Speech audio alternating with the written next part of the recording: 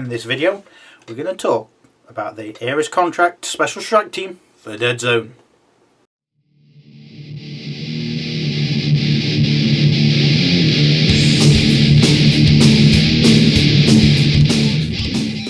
The Eiras contract is basically the main team from the base box for Star Saga, and also includes the special mercenary that you got if you either ordered it at launch or that you could buy early enough at launch. Kira, which is basically a medic character. They are very characterful, perhaps the most characterful of all the special strike teams. They do feel to me rather something like from, say, Firefly or something like that, where all of them have their own personalities and, you know, might not get on completely well with all the rest of them, but, you know, they do what they got to do to keep going. So these have got only special operations for their special rules, and they've got from the following: Bunkerbus Breacher. At deployment, give one named mercenary a PX-807 plasma ordnance weapon with the following profile: range 6 AP3, firing platform 1. The Devil gains the impact charges weapon, which is range 2 AP2. So, I mean, okay, you get an extra shooty thing. Who would you give it to? Don't think there's anyone with shoot of 3. Nah, there's ones with shoot of 4 though. Kira shoots on 4s. I know she's the medic, but there's a point there. Most of them shoot on 4s actually, so even Elise actually is not a bad option. She's got 3 energy shields. She hasn't got armor, but she survives on 4s. Yes, she's got all the psychic stuff. Could give it to, Kirby shoots on 5, so perhaps not. Organ's probably your best bet, I think, to be honest.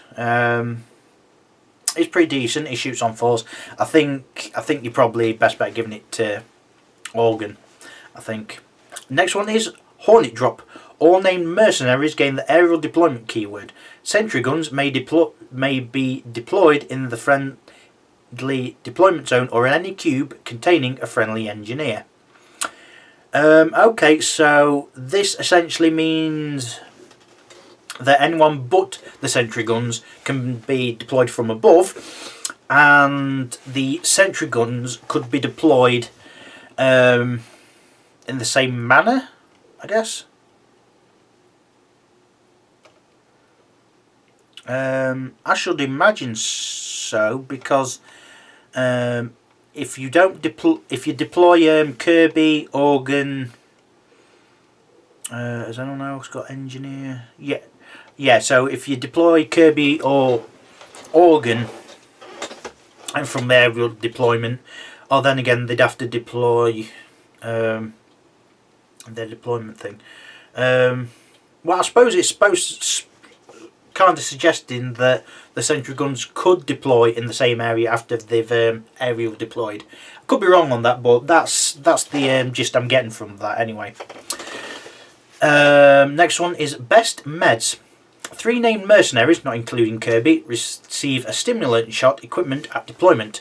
An active model may spend any command die result, not only a special order result, to use plot armor. This may only be used once per round. Okay, so you're effectively getting once per round. You're getting a extra splat regardless of what you've rolled. That's not bad. That's not bad. Even if you didn't get the stimulant shots, having the extra splat go off, that's not bad at all. That's not too bad at all. Next one is Covert Operation. All named mercenaries may use the elusive 1 keyword in the first 2 rounds of the game. At deployment, the sentry guns may be placed in a cube adjacent to a friendly engineer, even outside of the deployment zone. That gets the sentry guns a bit of radius, which is nice because sentry guns can't move, so where they are put is where they are staying. Unless you've got some height, the sentry guns are going to be a little bit hampered. Having elusive one for the first 2 rounds isn't bad, and makes them a lot more survivable. They're all not bad actually. They all have separate uses. If you know you're going against armour, the bunker breacher isn't a bad one. If you know you're going up against in a scenario that's got objectives, Hornet drop. Best meds. It's probably the least situational, to be honest. Just gives you stimulant shots and an extra plot armor thing. Yeah, I think best meds is the least situational, I think. Okay, so starting with not the leader, which is surprising. That's not really what usually happens, but there you go. Kira Novolevsky. Mantic with the name sometimes. Hacker, medic. Speed 2-3, range of 4, fight of 4, survive 5, armor 1, 2 health, size 1, 25mm base. They've got 3 weapon things: a holdout pistol, which is range 3, seductive dart, which is close combat stun, and toxic injector, which is close combat toxic 1 with 2 victory points. It's not bad at shooting on 4s, but really it's more for getting in close combat and making sure enemies are stunned or maybe trying to use toxic. Fires on 4s, so it's not bad. I think you'd probably use Kira more for the medic ability more than anything else, to be honest. I know that seems a bit expensive for 2 victory points, but you've got armor 1 and you're pretty fast. Next we have the leader, Captain Erika Dolinsky. Combat team training, Recon 5+, Resilient 1, Tactician 2, plot armor, which is the splat. Speed 1-2, range of 4, fight of 5, survive of 4, armor 1, 2 health, size 1, 25mm base. Plot armor, what does that do, you may ask? Whenever a friendly named mercenary, not sentry gun, is killed, remove that model and mark the position with a token. If it was already activated, leave the activation token there. If the active model is in the same cube as the marked position of a killed mercenary, you may spend a special order result to take a free special action to revive them. Return the model in place of the token with 1 damage marker. The opposing model is only granted victory points for killing a named mercenary if they are not revived during the current round. Remove any tokens marking positions and award victory points at the end of the round before checking scenario win conditions. This is a bit like how things are done in Star Saga, in the sense that when a model loses all its health, it is knocked out and all of its stuff is there. You can't even revive models actually in Star Saga, which is ridiculous. I think you should. It's quite a fun thing. If you've got models and objectives. Hang on. Okay, so you need another friendly model to be in the same space as a dead mercenary. It is somewhat situational, but it's nice and fluffy and fun. It does mean that the model can come back up. Plus, if you've got Kira alive and well, use the medic on them to heal them of the damage. So yeah, if you know what you're doing, you can have endless lives on models. If you know what you're doing, you could really make people unhappy by denying them kills. Dolinsky's got a modified laser carbine, range 6, augmented, firing platform 1, rapid fire, and she's worth 3 victory points. I don't understand why she's got firing platform on it, because it's it's just a laser rifle. Augmented is you get to reroll your dice for shooting because it's on the weapon, but you have to do a survive test every time you use it. Every time you use the augment on it, and you have to make 2 successes or take damage, which I think it's more of a risk to use it than anything else. But as leader, she's all right. Firing platform means she shoots with 4 dice, which is pretty decent. It probably makes it worth it to probably try and rapid fire, to be honest, I'd say. Combat team training, yeah, if you lose more than half the models, you still get to re-roll your command dice, which is very nice. Tactician 2 means you're getting 5 dice, command dice. Yeah, she's not a bad leader. I won't say she's an amazing leader, but she's not bad. She's not a bad leader. If that plot armor weren't there, I'd say she's a fairly alright support shooting model, but with that leader ability, she's not a bad leader. She's not a bad leader. Next we have Wraith. Charged, headstrong, rampage, resilient 1 and tough. Speed 1, 2, range of 4, fight of 3, survive of 5, armor 1, 2 health, size 1, 25mm base. Predatorian pistol, which is range 3, AP 1, and Blade of the 7, which is close combat, AP 2, Frenzy 1 and Smash. 3 victory points. I can see why, although I don't understand why he's got Rampage. Yes, he's mad at what the Council of 7 have done to him, experimenting on him and basically turning into Darth Vader against his will, which he kind of is Darth Vader. But he's still cognitive up there. He's not one sandwich short of a picnic. One creepy scene away from a Michael Bay film, then such like. Yeah, I don't get why Wrath had got Rampage, but yeah, it's got tough and resilient and 1 armor, so it's going to be a little bit difficult to have the Rampage go on him. Plus, you can heal. He's got 4 dice in close combat, hitting on 3s. Ain't going to be that easy to go against him in close combat.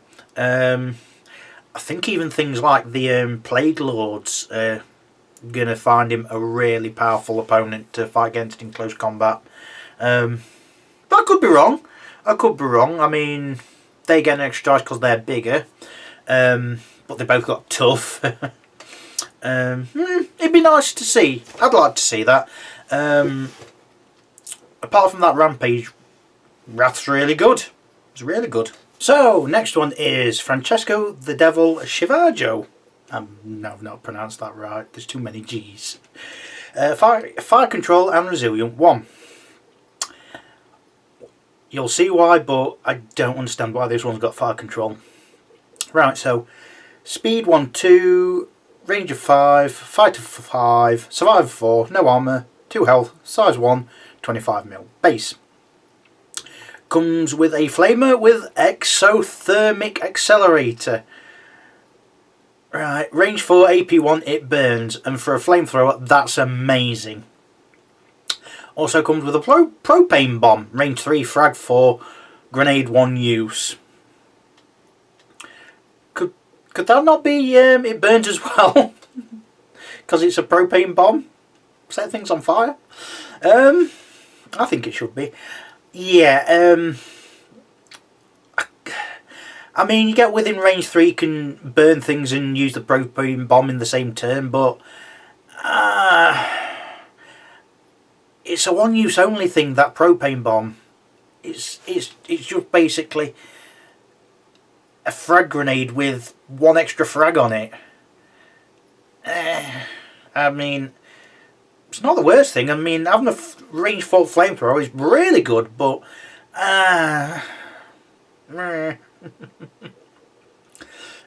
good for crowd control, I suppose. Next we have Elise. Energy shield 3. Francesco is 2 victory points. Next we have Elise. Energy Shields 3, Tactician 1. Speed 1, 2, range of 4, fighter 5, survivor 4, no armour, 2 health, size 1, 25mm base. Life Drain, which is range 4 life drain psychic. It's not bad. Don't need line of sight and can heal yourself or someone nearby. It's alright.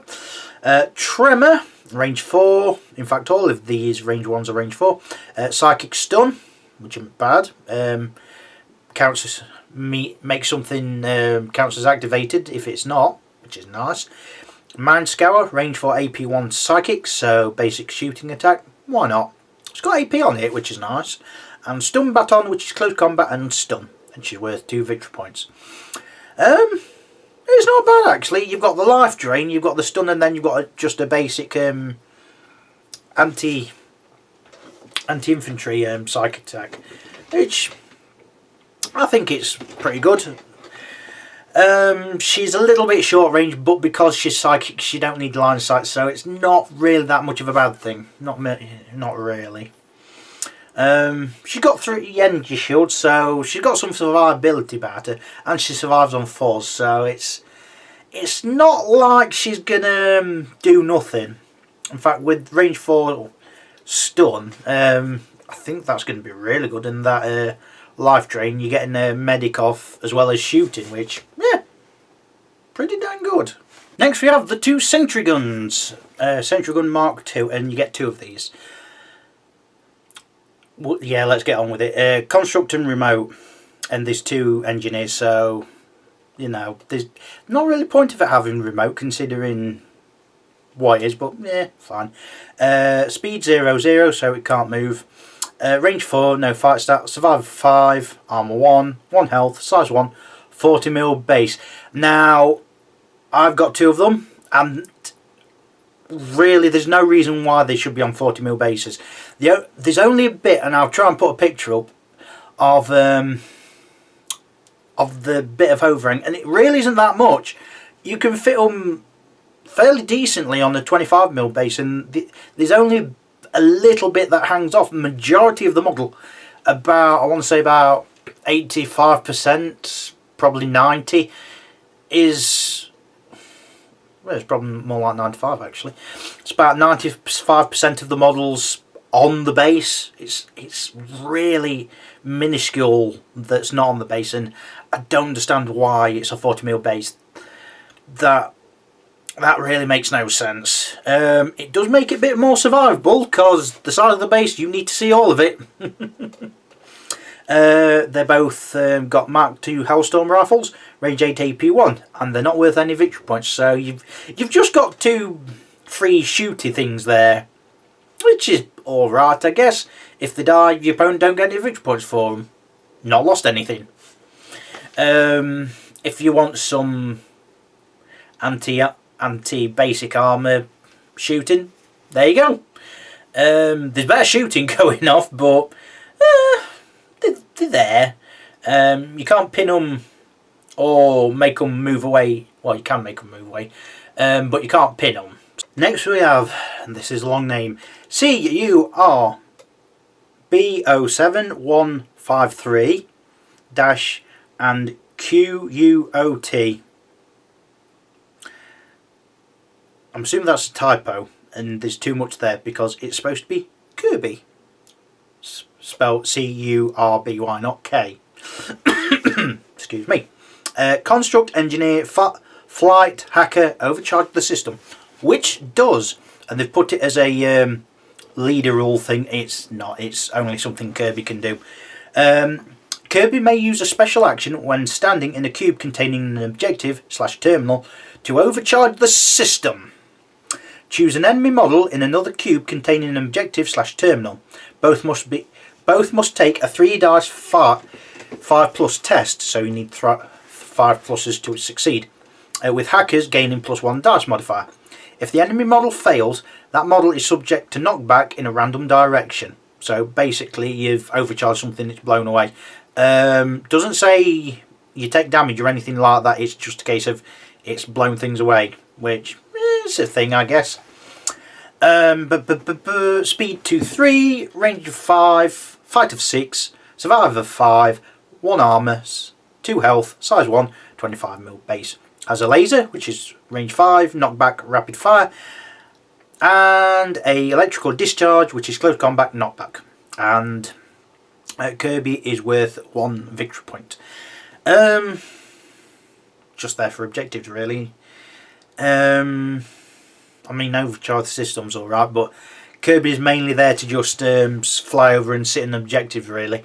There's not really anything else useful about Kirby, apart from just being in objectives.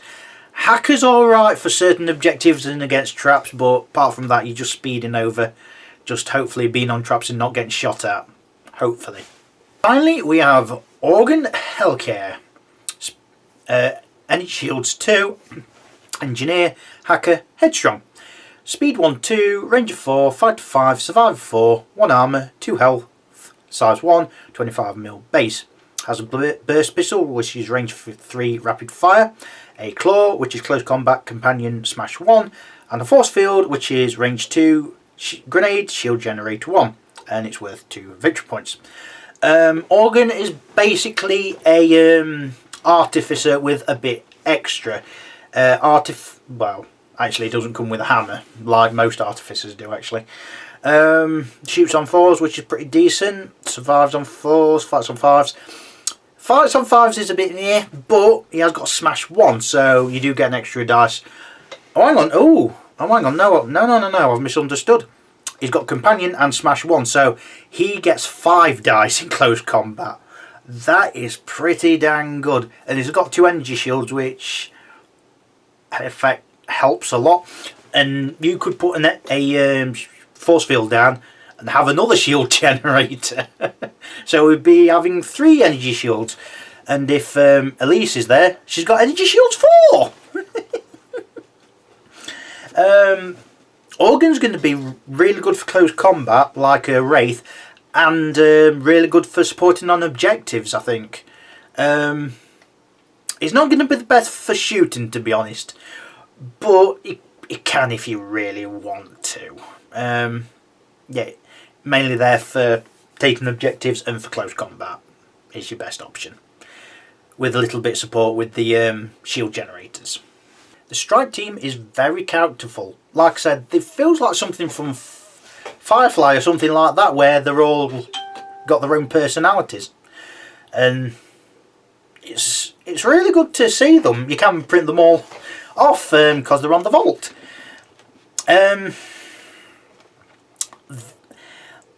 They've got some good in close combat. Their shooting is all right. I won't say it's amazing, but it's all right. A lot of their best shooting is a bit short range 4 to be precise. But it's all about the specialised operation. The Bunker Breacher, if you want someone that's got some anti-armour capabilities, why not? The Hornet Drop is good if you want to get on objectives. Best meds isn't bad. It's possibly the least situational. You get a free plot armour per turn use. Tain't bad. If you've not rolled any splats, you get it for free. Can't go wrong with that. Covert operations, well, gives you an extra dice in the first 2 rounds for surviving. Yeah, makes them more survivable, so that's not too bad at all. There are other factions that you can tell instantly what they're really good at, and these I'm not really sure. I wouldn't say they're a jack of all trades either. They're a fun little thing that I'd like to try out, but I can't see them being amazing in any way, shape or form. I could be wrong. I've been wrong before, and I'd like to be wrong again on this one. Put in the comments below what you think. Anyway, that's it for this video. Goodbye for now.